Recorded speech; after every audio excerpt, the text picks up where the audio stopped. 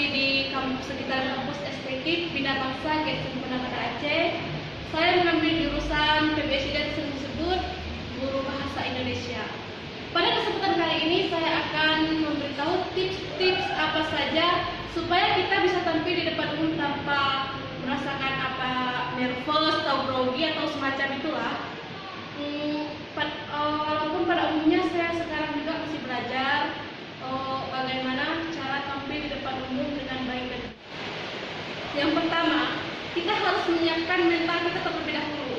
Siap nggak kita untuk maju ke depan umum, berbicara?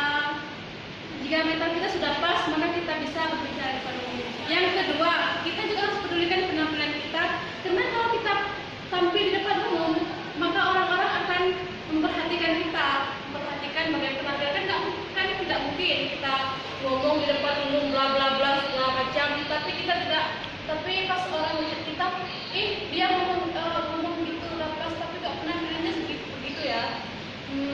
Dan yang ketiga kita saat ingin tampil depan umum, pertama-tama kita harus praktekin dulu di rumah atau di mana saja kita buat video. Setelah kita buat video beberapa kali, kita lihat apa yang kurang di situ, apa yang masih kurang penampilan kita, maka kita bisa berubah lagi, mengintrospeksi lagi diri kita, sehingga kita bisa tampil di depan umum secara baik dan sempurna. Kita terlebih dahulu juga harus rekam audio suara kita, rekam di HP, lalu dengarin lagi gimana ada yang salah, gitu kan? Kita dengarin dulu bagus, baik dan benar.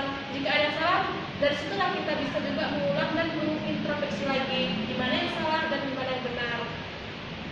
Dan selanjutnya, saat kita sudah merasa diri kita sudah bisa, sudah pas lah untuk bisa tampil depan umum, maka disitulah kita akan dengan PD-nya, dengan nervousnya akan hilang.